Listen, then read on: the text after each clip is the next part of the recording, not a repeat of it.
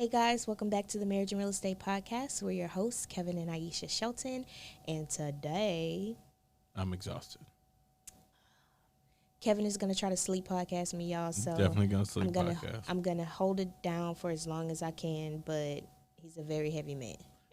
Dang, that sounded really bad. Are you not a heavy man? Sure. You're 6-something feet tall. That's a lot of weight. You're not getting any better. Okay, I'm sorry. Anyway, so funny story. Mm-hmm. On our Horrible way in, story. it's not that bad. I mean, it's The pretty. story's not horrible. The person is pretty fucking bad. Oh, come on. She must have needed it. Or she must have just been a thief. Okay, so let's just get down to it. So we just witnessed a crime by Uber Eats. Definitely a crime. We saw the lady walk up. We're in a condo type building, and we saw the lady walk up to the building, use her phone. Put the food on the ground Wait, as if she delivered I'm it. sure she attempted to contact whomever she was delivering the food to. That's a call and hang up. Put the food on the She ground. implanted a voicemail. She put the food on the ground in downtown Houston, like where homeless population is on fleek. Now, first off, when she put the food down, we were thinking like, she gonna leave this food right here? It's mad homeless people like right here. She gonna leave it right here? And then we're like, oh no, it gets worse. Okay, so she puts the food on the ground in downtown Houston with the homeless population just a few shy blocks away, and she takes a picture of it to show proof that she dropped the food off. She subsequently grabs the food, Pick that mug right grabbed back the up food off and the walked ground, her ass smooth back to her car. got back in her car, and drove away. So she totally stole. Now she was looking at us. We were looking at her. She wasn't looking at us. She turned around and looked at us. Before she walked off, she looked at us like, and then walked off out of it. She looked at us like, I'm gonna steal this food. She definitely stole somebody's Uber Eats. And a few things come up for me. One, I'm like, oh, now it's got me thinking about like the people who handle my Uber Eats food. You know what I'm saying? Like what's happening in there. It's just like the other day when we pulled up home, somebody dropped off Uber Eats at the house. And they look crazy. They looked so wild. crazy. And they had a passenger. Yeah. Passenger was blowing some kind of smoke out of some indescribable smoke out of their window. And I was like, and my food was with you guys for I mean, it's your a food. while. It ain't a baby. I don't know. It seems as if Uber Eats drivers are just getting more and more sketch these days. You know, the thing about it is, and this plays into our topic for this week, it's the economy. Okay, before you get to the topic, I have one last chagrin about the economy in Uber Eats. All right, go ahead. So yesterday, I ordered food from Uber Eats. So I'm at the office, and I have a meeting at the end of the day. I told you this story, right? Have a meeting at the end of the day. So I was like, well, let me grab some food, Uber Eats style. Lost and found, down the street, literally 2 miles from the office. And I submit my order to Uber Eats. It's $50. I got a bowl of gumbo for $27 and a dessert for $10.50. And after all of the Uber Eats fees, it was $50, right?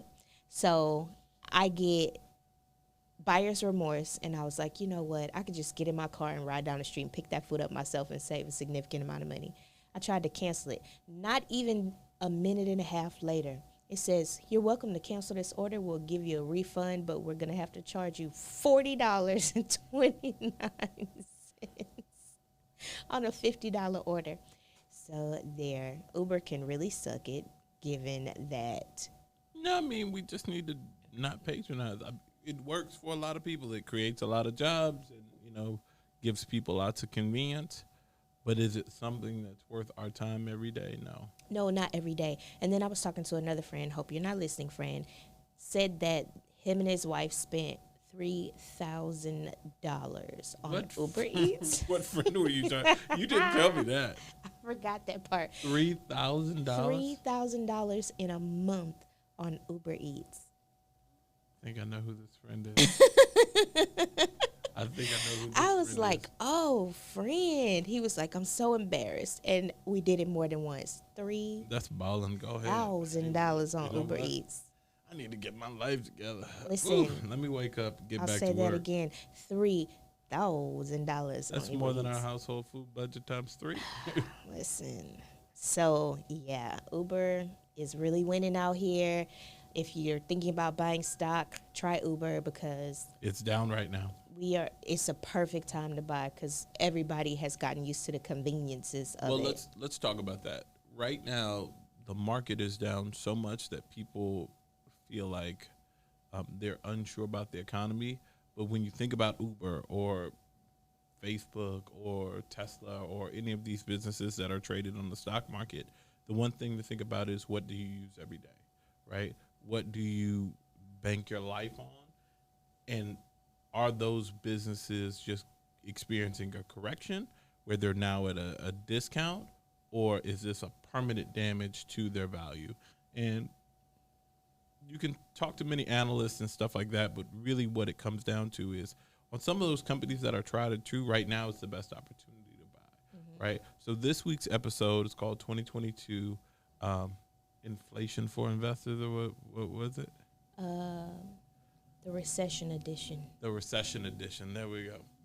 So we really wanted to talk about the impact to all these different things happening in the market, whether it's interest rates, purchase prices, available credit right now, the ability to go out and actually find a home to buy, the ability to go out and, you know, raise capital or affect your portfolio as far as your stock portfolio, retirement accounts, stuff like that. There's a lot of things happening. And really, you have to find the opportunity in the obstacles and the hardship in order to continue your investment career.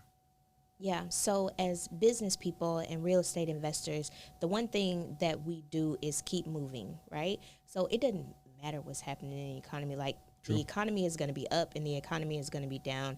And y'all hear us talk all the time about pivoting. Yep. And so it's just time to pivot. So whatever it is that you're going to do, however you make money, you need to align yourself with whatever the pivot is going to be. So it's a good lesson to me in not banking your business on one thing, right?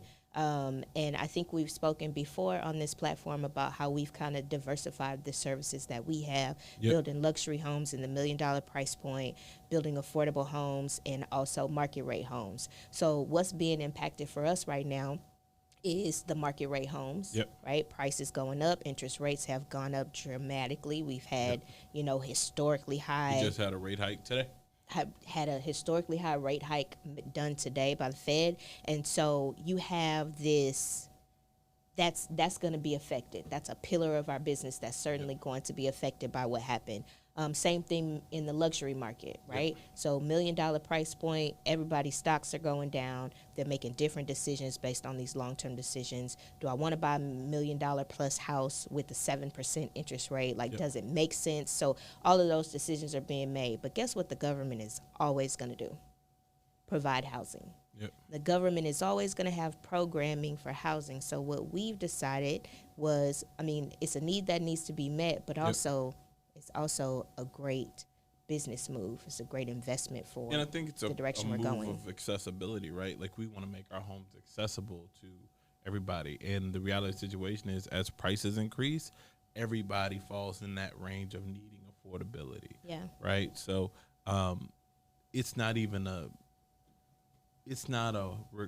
desire, it's a necessity, like you were saying. You know what I mean?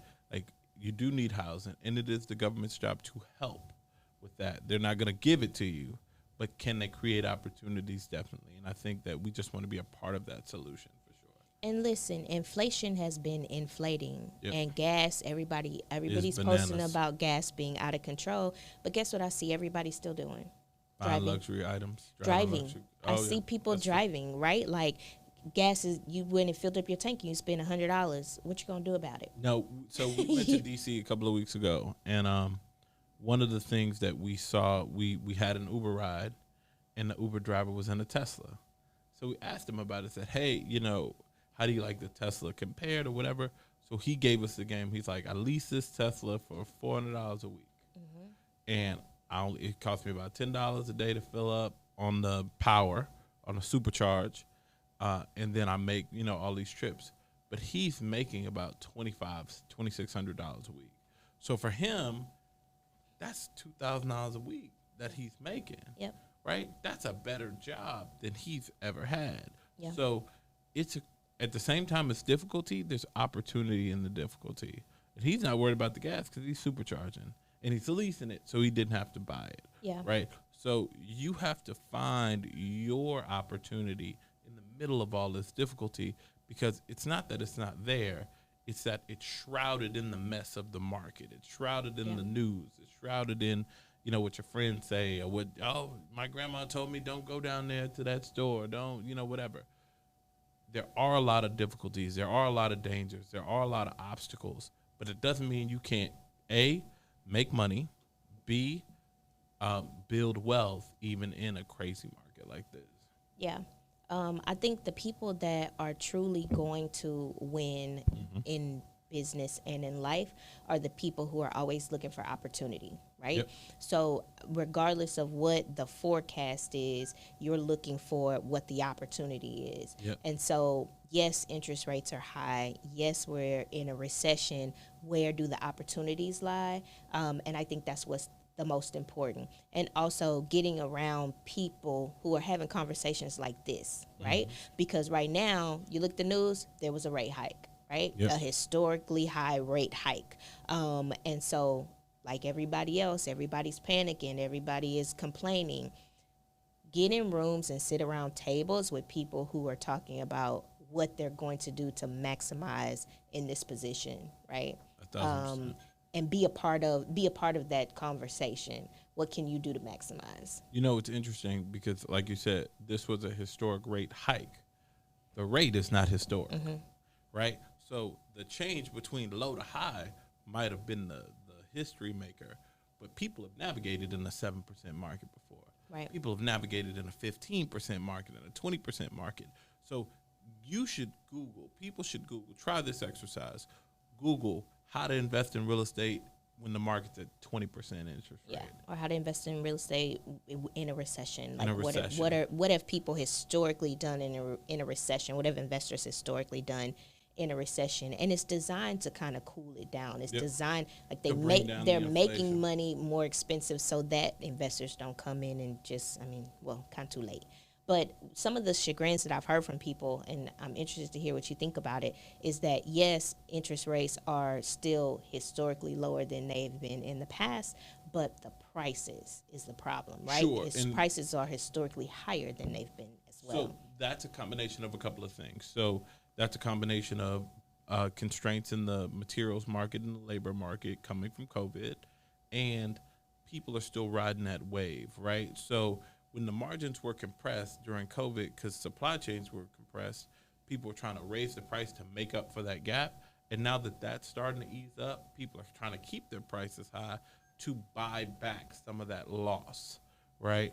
So I get why. I'm saying, like, people are in an uncomfortable position because the interest rates have gone up and the prices have gone up. So, yes, historically lower than normal interest rates, but the prices also is the challenge. True. So what you do is a couple of different things in a market like that, right? Now, you can either wait, which time in the market's a hard thing to do. Yeah. Or you can be more creative as far as how you finance things. Or you find the opportunities that aren't necessarily on market, or you can have a creative purchase price so that you're not paying that full rate and having that higher interest rate, right? But this is the kind of market where it's best. It's best in class. So it's how you think about it that's going to help you navigate it, right? This is not a market where you can walk in any bank and get a loan, walk in any, real estate market and find a deal. This is not that market. Yeah. This ain't for the weak at heart. Yeah. This is for the folks who really know their stuff, but those are the people who are going to win. If you look at 2008, if you look at after every major catastrophe, if you look at, after 9/11, there are people who made millions of dollars in markets like this by understanding the market and being prepared. There's and I tell this story, I don't know if I've ever told this story on a podcast, but there's a gentleman, older gentleman, he's 80, in his 80s now, he might be in his 90s now. After 9/11, he bought a lot of downtown San Antonio. And the reason he bought a lot after downtown San Antonio is after 9/11, real estate crashed. And he said, everything's going to come back. But right now I can get deals on these properties. And San Antonio wasn't the market it is today. It was a much lower market. So what he did was now, probably about 3 or 4 years ago when he started selling off the land, he made crazy deals, a crazy profit because he bought when everybody else was scared, right? And that's one of the things that like Warren Buffett and other investors say is when it's blood in the streets, play ball, or when it's blood in the streets, invest. Is that what they say? Interesting. I'm going to Google it. Yeah, something like that. So the reality of the situation is in the difficulty is the opportunity. You just have to be able to discover it, right? So there's somebody out there, and I know this for sure, who wants to sell that property right now. There's somebody out there who wants to buy a property right now. For one. And you got to find the intersection in between it. Yeah. Now, this price might not work. Yeah. And they might not have enough money. So how do you bridge those two? Yeah. Right? How do you make that happen? And I know for us, on the new construction side, we're bridging that gap by, concentrating on affordable, right? So we're getting help with this land from the government. Yep. We're building smaller, so we're getting help with this price by going down in size. So you're not getting as much as you would have been getting 18 months ago, but you're getting more than you would have gotten, 18 months from now. Yeah. So the reality of the situation is finding that intersection between availability, price, and financing is the key. Yeah, and let me talk about it in a different format, right? Airbnb, for example. Everybody is talking about Airbnb. Everybody's trying to get an Airbnb. Everybody has an Airbnb, specifically in our market in Houston, right? Yep. The market is hella saturated. So you have all of these options for Airbnb. Your price has to go down because we can get an Airbnb on every corner. You know what I mean? And so now I'm hearing Airbnb investors that are saying, like, we're not making what we used to make. We're not making what, if everybody is running to it, you're already too late. Yep. You're already behind the curve. So it's the same thing, in my opinion, with the information about the interest rates and the rate hikes. If your conversation is about like, oh, this is bad, what are we going to do? Then you're already in trouble. The conversation really needs to be what opportunities exist in this time and making sure that you're aligned with those opportunities. Yeah, no. It's definitely it's every man's game out here. So it's interesting to see. We definitely have to navigate it ourselves. We'll keep you guys abreast and learn more about not only how this market is changing, but how we're going to continue to pivot in our businesses. And we're kind of all riding this out together and finding the opportunity together. So this is a part of our community journey, right? This is what marriage and real estate is about, because you got to navigate the marriage part and you got to navigate the real estate part. Yeah. So for those of you who are not subscribed, our analytics show us that lots of people watch it but are not subscribed. That's true. So we definitely want you to subscribe on all your podcast platforms, whether that's the Play Store, Apple Podcasts, Stitcher, all the fun things.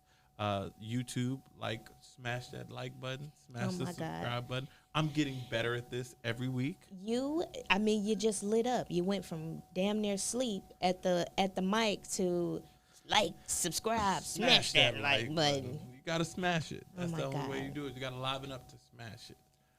But thank you again for tuning in to another week of the Marriage and Real Estate Podcast. It's a crazy market out here, but there is always, always, always opportunity. Until next time.